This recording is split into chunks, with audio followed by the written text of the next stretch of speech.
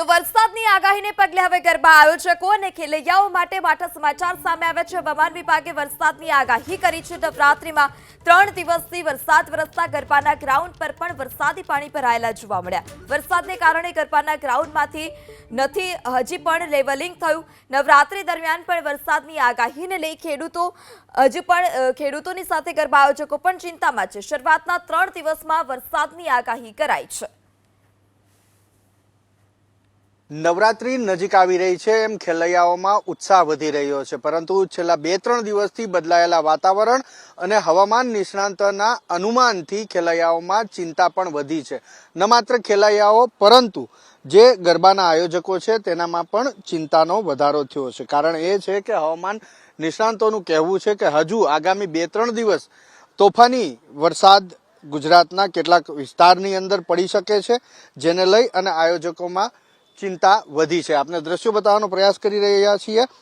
આ ગાંધીનગરના એક ગરબા આયોજન જ્યાં થયું છે તે વિસ્તારના દ્રશ્યો છે, એ કેમ્પસના દ્રશ્યો છે કે આ મેદાનની અંદર ગરબાનું આયોજન કરવામાં આવ્યું છે, પરંતુ દ્રશ્યો હાલ જુઓ છો એ પ્રમાણે હજુ આ ગ્રાઉન્ડ ભીનું છે અને કેટલીક જગ્યાએ પાણી પણ ભરાયેલું છે। જો કે આગામી 2-3 દિવસ જો વરસાદ વરસે તો પરિસ્થિતિ અહીંયા વધારે ખરાબ થઈ શકે છે। આ ઉપરાંત હવામાન નિષ્ણાંતનું એવું પણ કહેવું છે કે નવરાત્રીના પ્રારંભિક 2-3 દિવસ બાદ નવરાત્રી દરમિયાન પણ વરસાદ વરસી શકે છે, જેને લઈ અને ખેલૈયાઓમાં ચોક્કસથી ચિંતા વધી છે, પરંતુ ચિંતા સૌથી વધારે આયોજકોમાં વધી છે। કારણ કે હજુ આ ગ્રાઉન્ડનું લેવલિંગ નથી થયું। એવા સંજોગોની અંદર જો ગ્રાઉન્ડ સુકાશે નહીં તો એ લેવલિંગ કેવી રીતે થશે એ પણ એક ચિંતાનો વિષય છે। અને જો નવરાત્રી દરમિયાન આ પ્રમાણે વરસાદ વરસ્યો, કારણ કે અંબાલાલ પટેલનું કહેવું તો ત્યાં સુધીનું છે કે નવરાત્રી દરમિયાન પવન તીવ્ર ગતિથી ફૂંકાવાનો છે, જેના કારણે જે સામિયાણા બનાવ્યા હોય છે તે પણ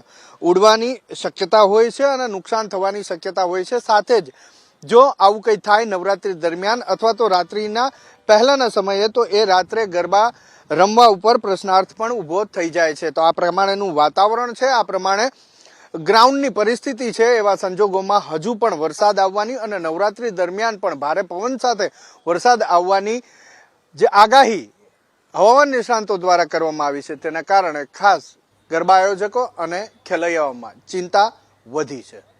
કેમેરામેન વિપુલ બાલદા સાથે હિરેન રાજગુરુ, એબીપી અસ્મિતા, ગાંધીનગર।